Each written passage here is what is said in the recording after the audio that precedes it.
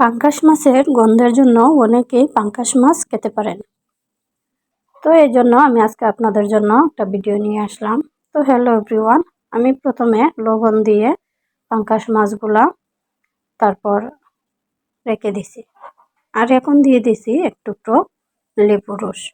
তো লেবুর রস দিলে পাঙ্গাস মাছের আষ্টে যে গন্ধটা থাকে তো এটা আর থাকে না। তো এখন আমি ভালো করে হাত দিয়ে কষলিয়ে মাছটা ধুয়ে নিব। তো আমি আবারও লবণ দিয়ে, হলুদ মরিচ দিয়ে আর একটু লেবুর রস দিয়ে আবারও আমি মাছগুলা ভেজে নিব। তো এইভাবে লেবুর রস দিয়ে রান্না করলে পাঙ্গাস মাছের যে বাজে গন্ধটা থাকে এইটা থাকে না। তো আমি এইদিকে একটা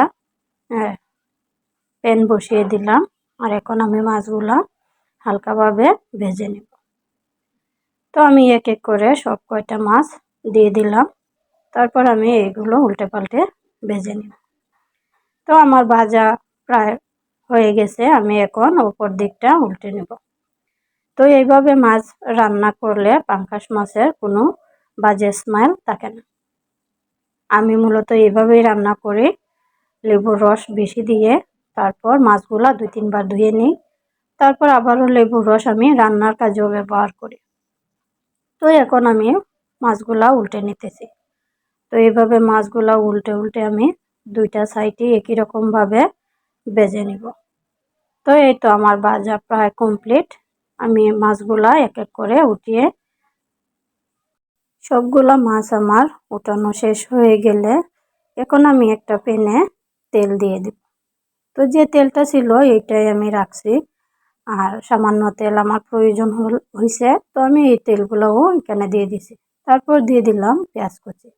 তো আমি ভালো করে পেঁয়াজ কুচিটা লাল করে নেব। আর এখানে আমি সামান্য পেঁয়াজ বাটা দিছি, আর দিয়ে দিলাম 1/2 চামচ হলুদ গুঁড়া, আর দিয়ে দিলাম 1/2 চামচ মরিচ গুঁড়া, আর দিয়ে দিলাম 1/2 চামচ লবণ, আর দিয়ে দিলাম 1/2 চামচ ধনিয়ার গুঁড়া।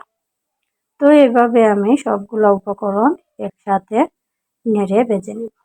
তো এখানে আমি সামান্য পানি দিছি যাতে আমার মশলাটা পুড়ে না যায়। এখন আমি আলতো হাতে নেড়ে চেড়ে দিব, আর আমার চুলার আঁচটা মিডিয়াম রেখে দিব যাতে আমার মশলাটা পুড়ে না যায়।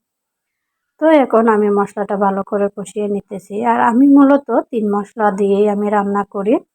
তো আমি জিরা বাটা, আদা বাটা পাঙ্গাস মাছে ব্যবহার করব না। তো এখন আমার মশলাটা কষানো শেষ, এখন আমি সম্পূর্ণ মাছগুলা দিয়ে দিলাম। তো এখন আমি ভালো করে নেড়ে ঢাকনা দিয়ে ডেকে প্রায় 5 মিনিটের মতো আবারও জাল করে নিব। তো যেহেতু আমার ভাজা মাছ তো কোনো পানি উঠবে না, তারপরও আমি ঢাকনা দিয়ে ঢেকে রেখে দিব 5 মিনিটের জন্য। তো এইভাবে আমি পাঙ্গাস মাছ রান্না করি, আর খেতেও অনেকটা মজা হয়। তো এখন আমি ঢাকনাটা উঠিয়ে আবারও একটু লেবুর রস দিয়ে দিলাম, দিয়ে আমি পানি দিয়ে তারপর আবারও ভালো করে জাল করে নেব। তো আমার মাছটা এখন কষানোর আগ পর্যন্ত আমি মাছটা জাল করে নিব, আর যাতে ঝোলটাও একটু গ্রেভি ভাব হয় এইভাবেই আমি রাখবো। তো আবারও আমি ঢাকনা দিয়ে ঢেকে রেখে প্রায় 5 মিনিটের মতো জাল করে নিব। তো এখানে আমি কয়েকটা কাঁচামরিচ দিয়ে দিলাম, তারপর আবারও ঢাকনা দিয়ে ঢেকে রেখে জাল করে নিতেছি ফিরব 5 মিনিট পর। তো এই তো আমার 5 মিনিট জাল করা হয়ে গেছে। এখন আমি বেশি করে ধনিয়া পাতা দিয়ে আবারও ঢাকনা দিয়ে ঢেকে একটু সময়ের জন্য জাল করে নিব। বেশি জাল করব না, প্রায় 1 মিনিটের মতোই জাল করব। অলরেডি আমার মাছগুলো ভাজা থেকে শুরু করে আমি অনেক জাল করে নিছি। তো এখন অনেক সুন্দর একটা স্মেল আসতেছে লেবুর। তো এই তো আমার রান্নার ফাইনাল লুক। কেমন হয়েছে অবশ্যই কমেন্ট করে জানাবেন, আর যদি ভালো লাগে তাহলে আমার চ্যানেলটা সাবস্ক্রাইব করে দিবেন। আল্লাহ হাফেজ।